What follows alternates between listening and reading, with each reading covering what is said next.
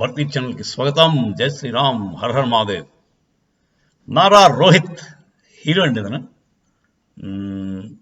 మంచిగానే యాక్ట్ చేస్తాడు. I like that గై.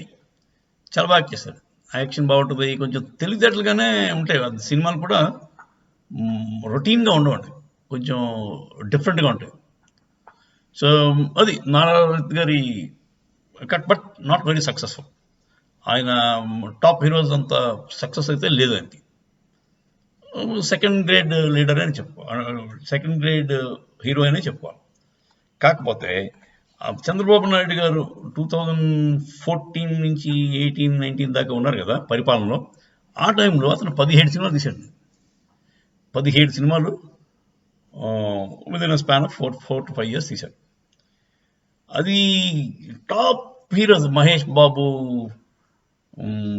మన జూనియర్ ఎన్టీఆర్, రవితేజ, వాళ్ళు కూడా ఏడాది కోటి తీయడం అంటే కష్టం.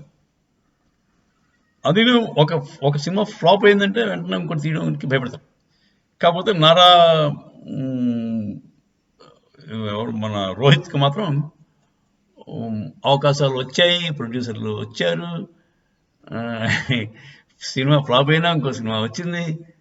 దీన్నంతా సాక్షి వాళ్ళు ఏమంటారంటే, మన వైఎస్ఆర్సీపీ వాళ్ళు ఏమంటారంటే, ఇది బ్లాక్ మనీని వైట్ కన్వర్ట్ చేసే పద్ధతి.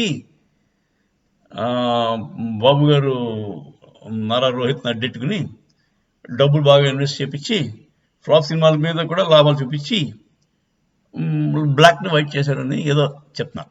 Quite possible. బాబు గారి తెలివితేటైతే ఇలాంటి వాటి అమోఘం ఫైనాన్షియల్ మ్యాటర్స్లో. సో అది పాసిబిలిటీ ఉంది. కాకపోతే అతను కూడా తక్కువ అంచనా వేయడం లేదు. నారా రోహిత్ గుడ్, అంటే successful actor, very good actor. కాకపోతే మాస్ ఫాలోయింగ్ అంతగా లేకపోవచ్చు. Over period of time build అవ్వచ్చు, తప్పలేదు, చెప్పలేం.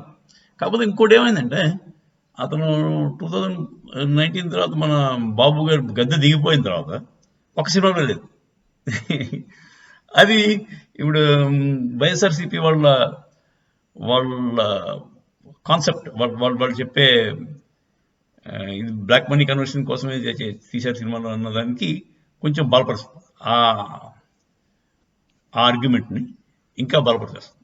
అంటే మరి అంత దమ్ము ఉంటే సినిమా మీద సినిమా ఫ్లాప్ తర్వాత వచ్చినా కూడా చేసే దమ్ము ఉంటే మరి 2019 తర్వాత ఎందుకు అవ్వలేదు?